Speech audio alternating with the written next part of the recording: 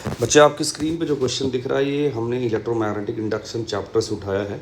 Path finder book का ये है। इस चैप्टर का बिल्डअप योर अंडरस्टैंडिंग का क्वेश्चन नंबर 9 है ये।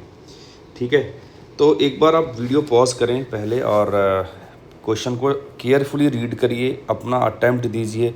उसके बाद आप मेरे सोल्यूशन को देखेंगे तो आपकी अंडरस्टैंडिंग बेटर लेवल तक पहुँचेगी।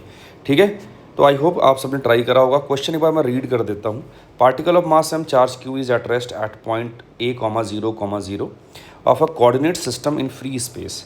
A uniform magnetic field that varies with time t according to the given graph and points in the negative z direction is switched on in a cylindrical region of radius r. R is greater than a. ठीक है, coaxial with the z axis. If the time interval delta t is negligibly small, find the equation of path of the particle है ना long time after the magnetic field is switched on. तो question क्या कह रहा है मोटा मोटी समझा देता हूँ कि एक आर रेडियस में सिलेंड्रिकल रीजन में मैग्नेटिक फील्ड ऐसे है, ठीक है, स्विच ऑन करा गया है उसको, और कहता है कि डेल्टा टी टाइम में मैग्नेटिक फील्ड 0 से बी नॉट वैल्यू तक पहुंचता है और उसके बाद वो वैल्यू यूनिफॉर्म हो जाती है। अगर आप ग्राफ को देख पा रहे हैं ढंग से तो पहले 0 था, उसके बाद बहुत कम समय में डेल्टा टी टाइम में वो वैल्यू जो है अपना इंक्रीज़ होके बी नॉट तक पहुंच गया, उसके बाद इट विल बी कांस्टेंट, है ना। ये हमारा क्वेश्चन है। तो हमसे बोला गया कि जो चार्ज पार्टिकल आपने रेस्ट पे रखा हुआ था किसी पॉइंट पे ए, 0, पे चार्ज को रेस्ट पे रखा था, तो वो किस ट्रैजेक्टरी के अलोंग चलेगा उसका आपको क्या लिखना है, इक्वेशन लिखना है। ठीक है, तो चलिए स्टार्ट करते हैं। टफ क्वेश्चन की कैटेगरी में अगेन ये नहीं आता। अगर बेसिक से चलोगे तो आप आराम से आंसर तक पहुंच जाओगे। चलिए स्टार्ट करते हैं। अगेन मैंने ट्राई करा है कि आपको सारा कुछ यहाँ पे लिखा हुआ मिल जाए। ठीक है, तो जो लिखा है एक बार मैं एक्सप्लेन कर देता हूँ कि यहाँ पे टाइम वेराइंग फील्ड का रोल क्या है। आप एक चीज़ समझना है, आपको पता है कि जो रुका हुआ चार्ज है, द चार्ज एट रेस्ट है ना, उस पर मैग्नेटिक फील्ड कोई फोर्स नहीं लगाएगा, क्योंकि मैग्नेटिक फील्ड जो फोर्स लगाती है उसका फार्मूला है क्यू वी क्रॉस बी।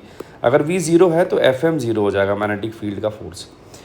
तो अगर चार्ज पार्टिकल चल रहा है मतलब कुछ तो वहाँ पे आपको इंतज़ाम करना पड़ेगा जो चलाने वाला एजेंट हो, जो कि बी तो रेस्ट पे रखिए चार्ज को नहीं चलाएगा। तो क्या करना है, ये जो टाइम वेराइंग मैग्नेटिक फील्ड था इसने क्या किया कि इलेक्ट्रिक फील्ड को इंड्यूस करा, है ना। तो ये टाइम वेराइंग मैग्नेटिक फील्ड, अगर आपको इलेक्ट्रिक फील्ड निकालना है तो आप सिंपली फैराडे लॉ से भी उसको देख सकते हैं। उसका जो वैल्यू होता है वो होता है E = R/2 dV/dt अंदर वाले जोन के लिए। मतलब क्या है कि अगर ये सिलेंड्रिकल जोन में, सिलेंड्रिकल रीजन में अगर मान लीजिए मैग्नेटिक फील्ड है क्योंकि टाइम के साथ वेरी कर रहा है, तो अगर ये कैपिटल R रेडियस का वो सिलेंड्रिकल जोन है, तो अगर मैं किसी स्मॉल r पे गया which is less than capital R, तो वहाँ पे जो इलेक्ट्रिक फील्ड होगा, इंड्यूस इलेक्ट्रिक फील्ड, वो R/2 dV/dt के इक्वल होता है। ठीक है, मॉड ऑफ dV/dt। और E का जो डायरेक्शन होता है वो लेंज लॉ के अकॉर्डिंग दिया जाता है। ठीक है, तो अगेन वही सारी बातें मैंने यहाँ पे लिखा है कि अगर आप ये वाला पॉइंट देखें कि जो B है वो अंदर की तरफ इंक्रीज़ हो रहा है, डेल्टा टी टाइम में B जो है अंदर की तरफ जो था वो इंक्रीज़ हो रहा है। तो लेंज लॉ जो है वो क्या कहता है, कॉस का हमें अपोज करना है। तो अंदर की तरफ मैग्नेटिक फील्ड अगर इंक्रीज़ हो रही है मतलब मुझे एंटी क्लॉकवाइज सेंस में क्या करना पड़ेगा, इलेक्ट्रिक फील्ड इस्टेब्लिश करना पड़ेगा।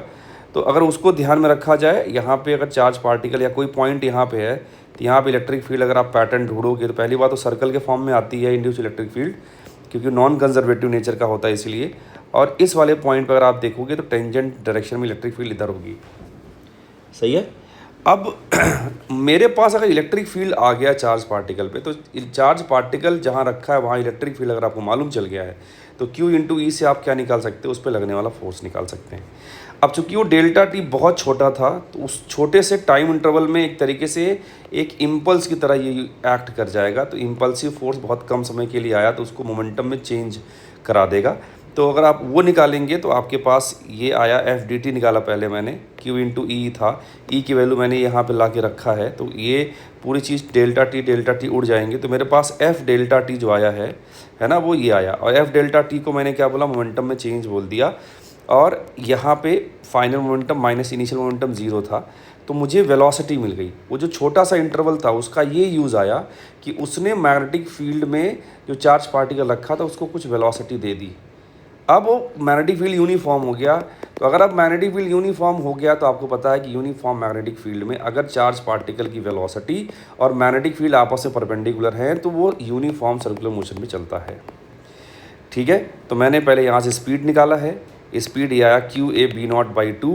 उसके बाद हमने कहा कि अगर वो यूनिफॉर्म मैग्नेटिक फील्ड में चल रहा है तो सर्कल में चलेगा, उस सर्कल का रेडियस क्या हो जाएगा, M V upon Q B होता है। और यहाँ पे हमने v की वैल्यू उठा के यहाँ से रख दी, तो मेरे पास r जो आया रेडियस ऑफ सर्कल है ना, along which this particle will try to move, है ना, जो चार्ज पार्टिकल जो था वो जो चलना चाहेगा तो उसका हमारे पास रेडियस मिल गया a/2। ठीक है, तो मैंने यहाँ पर एक सर्कल ड्रॉ करने का प्रयास करा है, क्योंकि ये पार्टिकल a,0,0 पे था और ये ऐसे घूमेगा, है ना, तो रेडियस अगर a है तो आपको दिख रहा है कि रेडियस a/2 है। तो अगर ये ये गैप, ये कोऑर्डिनेट अगर a,0,0 है तो इससे a/2 डिस्टेंस पहुँचोगे तो इसके कोऑर्डिनेट क्या हो जाएंगे, सेंटर के कोऑर्डिनेट a/2,0,0। तो मुझे सेंटर का कोऑर्डिनेट मिल गया, मुझे रेडियस मिल गया है, तो मैं इक्वेशन का सर्कल का इक्वेशन आराम से लिख सकता हूँ, जो कितना होता है x माइनस, है ना, x कोऑर्डिनेट ऑफ सेंटर का square plus y minus y coordinate of centre का square equal to r square. r is the radius r0, है ना, a/2 यहाँ पे रख दिया। यही हमसे क्वेश्चन पूछा था। ठीक है, तो आई होप आपको समझ में आया होगा। मिलते हैं नेक्स्ट वीडियो में, तब तक के लिए बाय बाय, सी यू, जय हिंद।